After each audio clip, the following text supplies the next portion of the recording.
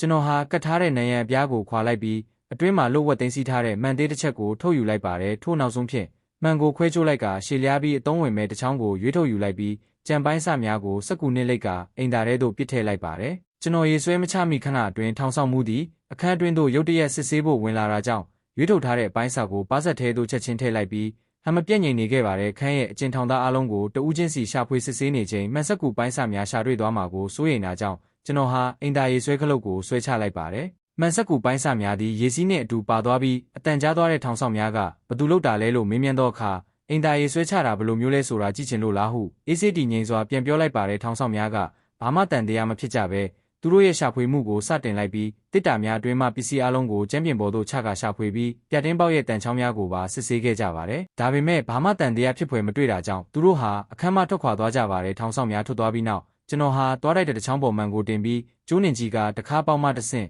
အနီးနားရှိလမ်းကြောင်းအလုံးကိုစောင့်ကြည့်နိုင်ခဲ့ပါတယ်ထိုမှန်သေးလေးဟာထောင်မှထွက်ပြေးနိုင်ရေးအတွက်အလွန်ရေးပါပြီးအဖွဲ့သားတဦးကတကားဝရှိထောင်ဆောင်များရဲ့အပြုအမူကိုစောင့်ကြည့်ရမှာဖြစ်ပါတယ်။ဒါကြောင့်ထောင်ဖောက်ခြင်းလုပ်ငန်းစဉ်ကိုချက်ချင်းစတင်လိုက်ပြီးတူးဖော်ရေးကိရိယာဖြစ်အသုံးချရန်ခုတင်ရဲ့တန်ကြေတစ်ခုကိုဖြုတ်ယူလိုက်ပါတယ်။ခန်းထောင်ရှိစက်ကူထုတ်ကိုဖယ်ရှားပြီးဇွန်းဖြင့်ကျမ်းပြင်ရှိတစ်သားပြားများကိုခွာကာတန်ချောင်းကိုပွာဖြင့်စီးနှောင်ပြီးကွန်ကရစ်ကိုစတင်ထိုးဆွတ်ကြပါတယ်။ရရှိလာတဲ့ကွန်ကရစ်ဆက်များကိုခြေအိတ်အတွင်းထက်ကအခန်းပြင်သို့ထုတ်ကြပြီးကျေလောင်သောတူးဆွတ်တံကိုဖုံးကွယ်ရန်အနီးကပ်အခန်းရှိထောင်သားများအားအင်တာပြုပြင်ရန်လက်ထိုးခဲ့ကြပါတယ်။အင်တာပြင်စင်တန်ဟာကျွန်တော်တို့ရဲ့ကွန်ကရစ်တူးတံကိုဖုံးကွယ်နိုင်တော်လဲအခန်းအတွင်းတန်ဟာအလွန်ကျယ်လောင်လာကြောင်းမခါနာကိုပိတ်ပြီးထိတ်လန့်နေခဲ့ပါတယ်။အခန်းဖော်တဦးဟာထောင်ဆောင်များသူတို့စီတို့လာနေသည်ကိုတတိထားမိသောအခါစိုးရိမ်တကြီးအတိပေးလိုက်တော်လဲတူးဆွခြင်းကိုရပ်တန့်ရန်စိတ်ကူးတဆုံတရားမျှမရှိဘဲဆက်လက်တူးနေခဲ့ပါတယ်။အကြောင်းမှာသူတို့အခန်းကိုစစ်ဆေးပြီးသားဖြစ်တာကြောင့်ထောင်ဆောင်များတတိမထားမိနိုင်သောကြောင့်ဖြစ်တဲ့ထောင်ဆောင်များအခန်းကိုကြော်လွန်သောအခါမှအလုံးစိတ်အေးသွားကြပြီးအဖွဲ့သားများရဲ့ကြိုးပမ်းမှုဖြင့်တနာရီကျော်ကြာတွင်ကျွန်တော်တို့ဟာကျမ်းပြင်ကိုဖောက်ထွင်းနိုင်ခဲ့ကြပါတယ်။အပေါက်တွင်ပန်းမြင်နိုင်ဖို့အတွက်စက်ကူထုတ်ပိုင်းကိုမိရှို့ပြီး